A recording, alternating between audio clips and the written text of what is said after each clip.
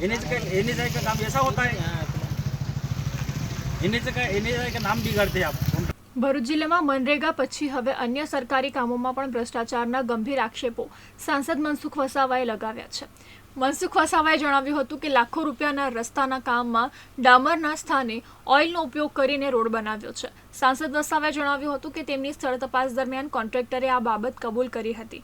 તેમણે વધુમાં ઉમેર્યું કે ઝઘડિયા અને નેત્રંગ તાલુકામાં પણ અનેક સરકારી કામોમાં ભ્રષ્ટાચાર થયો છે। તેઓએ આક્ષેપ કર્યા હતા કે તકનીકી જ્ઞાન વગરના લોકો કોન્ટ્રાક્ટર બની ગયા છે, જેને કારણે સરકારી કામોમાં ગુણવત્તાનો અભાવ જોવા મળે છે। તેમણે સ્પષ્ટ કર્યું હતું કે તેઓ સરકારના વિરોધી નથી, પરંતુ સરકારના નાણાંનો દુરુપયોગ કરનારના વિરોધી છે। હાલ આ સમગ્ર મામલે કોઈ સત્તાવાર તપાસના આદેશો કરવામાં આવ્યા નથી। અત્રે ઉલ્લેખનીય છે કે તાજેતરમાં જ નેત્રંગ અને ઝઘડિયામાં માર્ગના કામમાં બેદરકારીના આક્ષેપ સાથે મનસુખ વસાવાએ કોન્ટ્રાક્ટર અને અધિકારીઓને જાહેરમાં તતરાવ્યા હતા।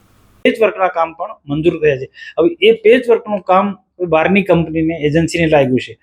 હવે સ્થાનિક લોકોને કામ કરવા માટે બીજી પેટા એજન્સીએ આ કામ લીધું। હવે પેટા એજન્સી તો કોઈ જવાબદારી હોતી નથી। એને શું કર્યું, જે પણ રીતના પેચ વર્કમાં પણ પેચ જ્યાં કરવાના હોય ત્યાં વ્યવસ્થિત રીતના માટી કાઢવી પડે, રીતના ડામરનો જે છાંટાવ કર્યો પછી પેચ મારવા પડે, અને પેચ એવા એનએચઆઈમાં મારા જોડે કે ખ્યાલ પણ ના આવે કે આ પેચ વર્કનું કામ છે, એટલે તો લોકોને તકલીફ ના પડે।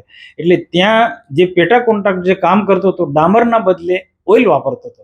ઓઇલ વાપરે એટલે શું છે, લાંબો રસ્તો ટકે ના, અને જેટલું એને ઓઇલ વાપરવાનું એક જ કારણ હોય કે એને જેટલું પાથરવાળાનું હોય તેટલું સરળતાથી ઓઇલના કારણે પાથરી, ડામર હોય તો થોડું અઘરું પડે એને એક બી ચોંટે, એટલે એની સરળતા માટે એને ઓઇલ વધારે વાપર્યું, ડામર ઓછો વાપર્યો। તો મને ખબર પડી કેટલાક લોકો બહુ જાગૃત થઈ ગયા, તરત જ આવું એટલે એમને ફોન કરે। હું શું કે લોકોનો ફોન આવે એટલે તરત વિઝિટમાં હું તરત ગયા, ને ત્યાં ગયા પછી એને પોતે સ્વીકાર્યું કે સાહેબ અમે આ રીતના આટલું પ્રમાણ ડામર છે, આટલું પ્રમાણ ઓઇલ છે, ને સ્વીકાર્યું।